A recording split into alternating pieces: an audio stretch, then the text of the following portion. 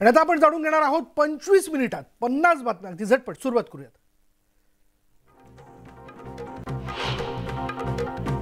मुंबईतील तिन्ही वीज कंपन्यांची प्रस्तावित दरांबाबतची सुनावणी पूर्ण झाली। या सुनावणीत सहभागी झालेल्यांना आता 23 फेब्रुवारीपर्यंत हरकती नोंदवता येणार आहेत। त्यानंतर 1 एप्रिलपासून प्रस्तावित दर लागू होण्याची शक्यता।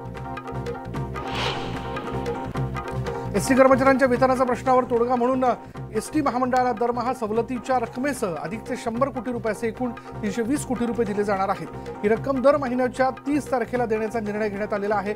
या प्रस्तावाला संबंधित विभागाची मंजुरी मिळाल्याचं सूत्रांकडून सांगण्यात आलंय। शिर्डी ते मुंबई या टप्प्याच्या कामाचा वेग वाढवण्यात आला असून शिर्डी ते भरवीर अशा 80 किलोमीटरच्या महामार्गाचं काम अंतिम टप्प्यात आलंय। हा टप्पा मार्च अखेरीस वाहतुकीस खुला करण्याचं MSRDCचं नियोजन आहे। पुण्यामध्ये कॉपी मुक्त अभियान फोल ठरल्याचं समोर आलंय। परीक्षा देणाऱ्या विद्यार्थ्यांच्या खिडकीजवळ जाऊन कॉपी देतानाचे व्हिडिओ व्हायरल झाले। 10वी आणि 12वीच्या विद्यार्थ्यांना वेळेत परीक्षा केंद्रावर पोहोचावं, तसंच परीक्षा केंद्रावर जाणाऱ्या मार्गावर विद्यार्थ्यांनी बसला हात दाखवल्यास त्याला बसमध्ये घ्यावं, अशा सूचना एसटी महामंडळाच्या वाहतूक विभागाच्या महाव्यवस्थापकांनी राज्यातील विभाग नियंत्रकांना दिल्या। टीईटीच्या परीक्षेला आजपासून सुरुवात होणार आहे। राज्यातील 2.5 लाख विद्यार्थी ही परीक्षा देणार आहेत। गडचिरोलीमध्ये अतिदुर्गम भागात असलेल्या जिंगानूरमध्ये पाणी टंचाई निर्माण झाली आहे। विहिरीमधील दूषित पाणी पिण्याची वेळ स्थानिक आदिवासी बांधवांवर आली आहे। भिवंडी लोकसभा मतदारसंघातील आदिवासी गावं पाड्याचा कायापालट होणार आहे। केंद्रीय राज्यमंत्री कपिल पाटील यांच्या पाठपुराव्याने केंद्र सरकारच्या आदर्श गाव योजनेमध्ये 121 गावांचा समावेश करण्यात आला। त्यानुसार 121 गावांमधील रस्त्यांसाठी 71 कोटी रुपयांचा निधी मंजूर करण्यात आला। शेतकऱ्यांच्या मुद्द्यावरून स्वाभिमानी शेतकरी संघटना आज राज्यभर आंदोलन करणार आहे। शेतकऱ्यांच्या प्रश्नाकडे सत्ताधारी सोडा, विरोधकांचेही लक्ष नाही, असं म्हणत स्वाभिमानी शेतकरी संघटनेने संताप व्यक्त केला। बदलापूर पूर्व आणि पश्चिमेला जोडणाऱ्या उड्डाणपुलावरील होर्डिंग्समुळे अपघाताची शक्यता निर्माण झाली आहे। न्यूज 18 लोकमतने याबाबतची बातमी दाखवल्यानंतर पालिका प्रशासनाकडून हे होर्डिंग्स हटवण्यात आले। भिवंडी शहरातील महापालिकेच्या शाळेत सोयी सुविधा नसल्यानं मनसे आक्रमक झाली आहे। शौचालयाची दुरावस्था, शाळेतील अस्वच्छता याचा निषेध व्यक्त करत मनसेनं प्रशासकीय अधिकाऱ्यांना धारेवर धरत निवेदन देऊ केलं। तुर्भे इंदिरानगर परिसरात गॅस गळती झाल्यानं तिथल्या नागरिकांना श्वास घेण्यास त्रास होतोय। परिसरात मोठी दुर्गंधी पसरली असून गॅस गळतीवर नियंत्रण मिळवण्याचे प्रयत्न सुरू आहेत। नवी मुंबई महानगरपालिकेमध्ये गेली अनेक वर्ष ठेकेदारीवर असलेले कर्मचारी यांना राज्य सरकारने मोठा दिलासा दिला। राज्य सरकारच्या आदेशाने या सर्व कामगारांना कायम करण्यात आले। जवळपास 165 कामगारांना याचा फायदा झाला असून अनेक वर्षांची प्रतीक्षा संपली। येणाऱ्या काळात मत्स्य व्यवसायाला चालना देणारे उद्योग महाराष्ट्रात आणले जातील, असं मुख्यमंत्री एकनाथ शिंदे यांनी ससून डॉक इथं आयोजित कार्यक्रमात सांगितलं। डिझेल परतावा, कोल्ड स्टोरेजची सुविधा यासारखे प्रश्न मार्गी लावण्यात येणार असल्याचं मुख्यमंत्र्यांनी म्हटलं। नरिमन पॉइंटवरून CSMT ला जाण्यासाठी रात्री 10:30 पर्यंत बस मिळणार आहे। बस क्रमांक 111 आणि 115च्या फेऱ्यांमध्ये वाढ करण्याचा निर्णय बेस्ट प्रशासनाने घेतला। महाराष्ट्रातील सत्ता संघर्षाच्या सुप्रीम कोर्टातल्या सुनावणीचा आजचा दुसरा दिवस आहे। काल पहिल्या दिवशी उद्धव ठाकरे गटाकडून कपिल सिब्बल यांनी युक्तिवाद केला। आज दुसऱ्या दिवशी सुद्धा कपिल सिब्बल युक्तिवाद करणार आहेत। ठाकरे गटाच्या याचिकेवर आज सुप्रीम कोर्टामध्ये सुनावणी होते। शिवसेना पक्षाचं नाव आणि चिन्ह शिंदे गटाला द्यायच्या निर्णयाविरोधात याचिका दाखल करण्यात आली आणि त्यामुळे निवडणूक आयोगाच्या निर्णयाला स्थगिती मिळणार की नाही हे आज स्पष्ट होईल। राज्य मंत्रिमंडळाची बैठक दुपारी 12 वाजता सह्याद्री अतिथीगृहात होणार आहे। शिंदे गटाला शिवसेना नाव आणि चिन्ह मिळाल्यानंतर ही पहिली मंत्रिमंडळ बैठक पार पडते। आज मातोश्रीवर दापोली-खेड विधानसभा मतदारसंघातील कार्यकर्ते शक्ती प्रदर्शन करणार आहेत। माजी आमदार संजय कदम, सूर्यकांत दळवी, भास्कर जाधव, अनंत गीते यामध्ये सहभागी होते। कसबा पोटनिवडणुकीसाठी मुख्यमंत्री शिंदे मैदानात उतरलेत। मुख्यमंत्री एकनाथ शिंदे संध्याकाळी 5 वाजता रोड शो करणार आहेत आणि त्यानंतर जाहीर सभा घेतील। कसब्यामधील काँग्रेसचे उमेदवार रवींद्र धंगेकर यांच्या प्रचारार्थ राष्ट्रवादी काँग्रेसचे अध्यक्ष शरद पवार दौरा करणार आहेत। ते 3 सभा घेतील। चिंचवडमध्ये ते पत्रकार परिषदही घेणार आहेत। पुण्यात सुरू असलेल्या MPSC आंदोलनाच्या ठिकाणी राष्ट्रवादी काँग्रेसचे अध्यक्ष शरद पवार यांनी भेट दिली।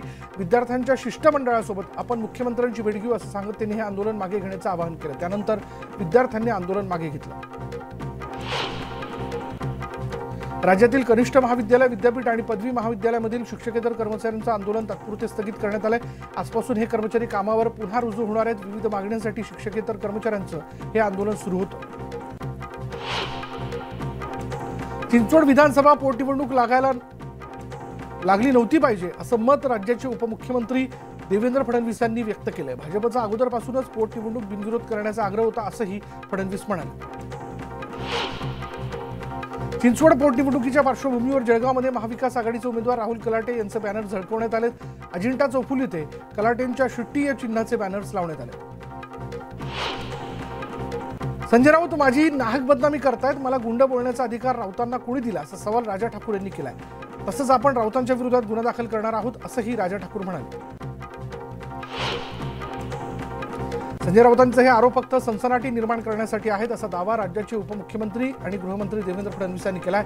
कोणत्याही पुराव्याशिवाय असे आरोप करणं हे चुकीचं असल्याचं फडणवीस यांनी म्हटलंय। ठाकरे आणि शिंदे यांना आपापसात लढू द्या, आम्ही त्यांच्या लढाईचा तमाशा पाहतोय असं वक्तव्य MIMचे खासदार इम्तियाज जलील यांनी केले आणि त्यांच्या या लढाईमुळे आमच्याकडे कुणी बघतच नाही म्हणून आम्ही सुद्धा त्यांचा तमाशा पाहतोय असं जलील म्हणाले।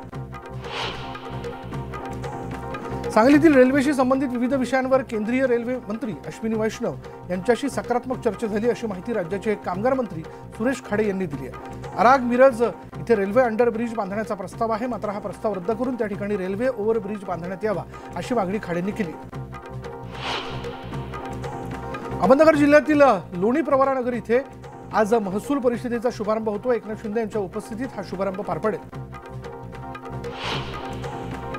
राष्ट्रीय समाज पक्षाचे अध्यक्ष महादेव जानकर यांची पनवेलमध्ये सभा संपन्न झाली। यावेळी भाजपवर त्यांनी टीका करताना मागील निवडणुकीत फसवल्याचा आरोप केला। तसंच आगामी निवडणुकीत स्वतंत्र लढणार असल्याचं सांगून स्वबळाचा नारा दिला।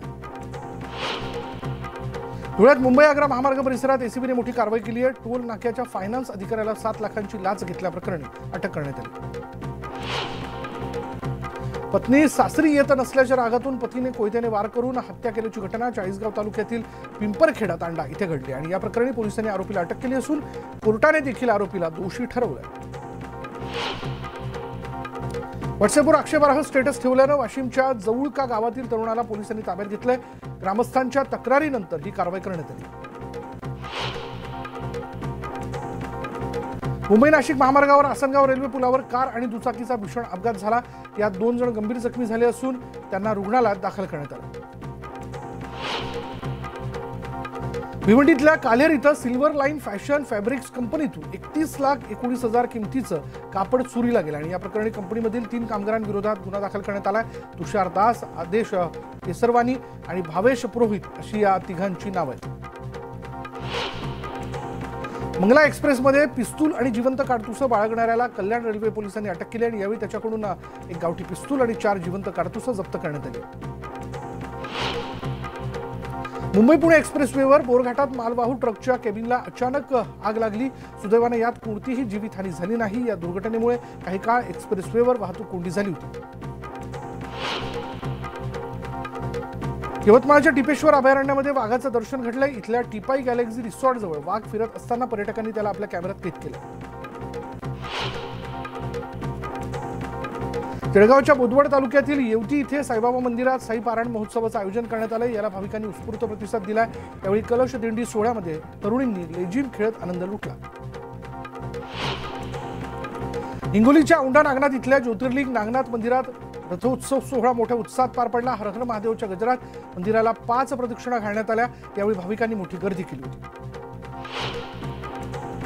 जगद्गुरू संत तुकाराम महाराजांच्या भूमीतील 11 तरुणांनी भक्तिशक्तीचं प्रतीक म्हणून देहूगाव ते दुर्गेश्वर तीर्थक्षेत्र शिवनेरी असा 160 किलोमीटरची सायकल वारी केली आहे। संत तुकाराम महाराज आणि छत्रपती शिवाजी महाराज यांच्या भेटीची आठवण म्हणून देहूतील या 11 युवकांनी ही वारी केली।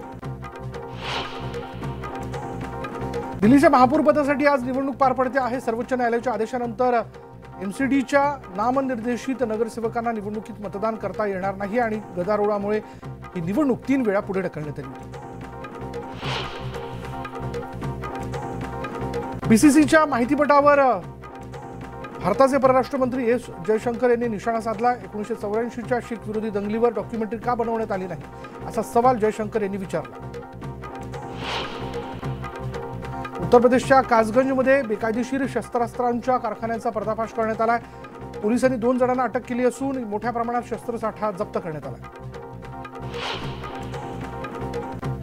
काँग्रेस नेत्या सोनिया गांधींच्या दिल्लीतील निवासस्थानाबाहेर भाजपने निदर्शनं केली। काँग्रेस प्रवक्ते पवन खेडा यांनी पंतप्रधान मोदींबद्दल केलेल्या आक्षेपार्ह वक्तव्याचा निषेध करण्यात आला।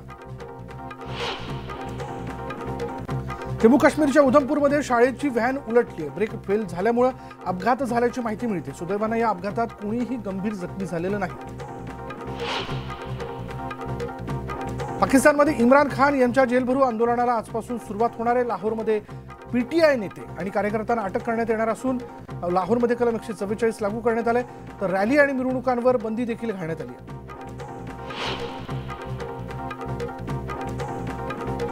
रशियाच्या मॉस्कोमधील एका हॉटेलला भीषण आग लागली। अग्निशमन दलाला 200 जणांना वाचवण्यात यश आले, मात्र या आगीत 2 मुलांसह 6 जणांचा मृत्यू झाला। बायडेन यांनी युक्रेन दौरा केल्यानंतर चीनचे राष्ट्राध्यक्ष शी जिनपिंग यांनी रशियाला जाण्याची घोषणा केली, तर रशियाने देखील अमेरिकेला अणुचाचणी करणार असल्याचं म्हणत इशारा दिला। आता ब्रेकनंतर बघणार आहोत बातमी जळगावमधून। जळगावच्या भुसावळ तालुक्यातील वेल्हाळे गावात यादवकालीन कपिलेश्वर मंदिर आहे, पण या मंदिराची पडझड होते, पण याकडे कुणीच लक्ष देत नसल्यानं हा ऐतिहासिक ठेवा नष्ट होण्याची भीती व्यक्त होते।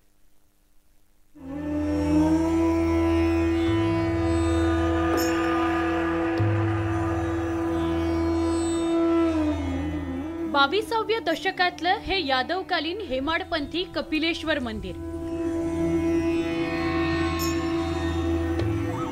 इतिहासाच्या खुणा जपणाऱ्या या मंदिराची आता पडझड होत चालली आहे। मंदिर हे कोरीव काम केलेल्या दगडाचं आहे, पण आता दगडांना तडे गेलेत। 4 स्तंभ असलेलं भव्य सभामंडप आहे आणि स्तंभावर देवी देवता आणि रक्षकांची चित्र कोरण्यात आली आहेत, पण ते कोरीव काम आता अस्पष्ट झालंय। अनेक ठिकाणी भेगा पडल्यात, काही ठिकाणी झाडं उगवली आहेत। गाभाऱ्यातील शिवपिंड कदंब पुष्पाकृती आहे। स्त्री यंत्रावर महादेवाची शूळ आहे, पण हे सगळं जपलं नाही, मंदिराचा जीर्णोद्धार केला नाही तर नष्ट होईल अशी ग्रामस्थांना भीती आहे। ह्या प्राचीन मंदिराचे नाव कपिलेश्वर महादेव मंदिर असे आहे, परंतु धार्मिक क्षेत्र असूनही याकडे शासनाचा अजून पण दुर्लक्ष झालेला आहे। तरी याचा जीर्णोद्धार व्हावा अशी आमची सर्व गावकऱ्यांची अपेक्षा आहे। वर्षातल्या सगळ्यात मोठ्या दिवशी म्हणजे 21 जूनला गाभाऱ्यातल्या शिवपिंडीवर सूर्यकिरण पडतात हे मंदिराचं विशेष आहे। महादेवाच्या आरतीतही वेल्हाळे गावाचा उल्लेख आहे। इतिहासाच्या खुणा जतन व्हाव्यात अशी ग्रामस्थांची अपेक्षा आहे। पुरातत्व विभागाचे याच्याकडे एकदम दुर्लक्ष असल्यामुळे ह्या मंदिराची परिस्थिती एकदम दयनीय झालेली आहे। तसे पाहिल्यास या जागृत मंदिराला पर्यटन स्थळ म्हणून जाहीर करण्यात यायला पाहिजे, परंतु तशी कितीही आम्ही हालचाल करून पाहिली, पण शासन एकदम दुर्लक्षित असल्यामुळे आम्ही काहीही करू शकत नाही। इतिहासाची साक्ष देणारं अनेकांचं श्रद्धास्थान असलेलं या कपिलेश्वर मंदिराची डागडुजी व्हावी अशी वेल्हाळे गावकऱ्यांची इच्छा आहे। त्यांची ही इच्छा लवकर पूर्ण व्हावी अशी अपेक्षा। भुसावळहून इम्तियाज अहमदसह ब्युरो रिपोर्ट, न्यूज 18 लोकमत। आता बातमी आहे एका वानराच्या अंत्ययात्रेची। या वानराच्या अंत्ययात्रेला लातूरमधील एक गाव लोटलं होतं।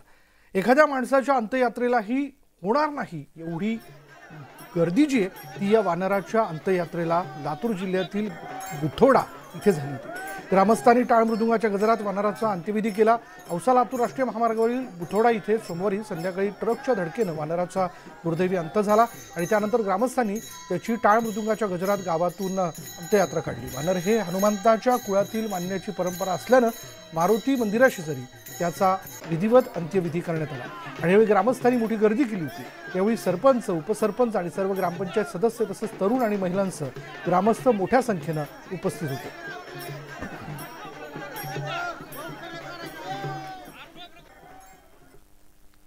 आणि यानंतर या बुलेटिनमध्ये इथेच थांबणार आहोत। पहा फक्त न्यूज 18 लोकमत।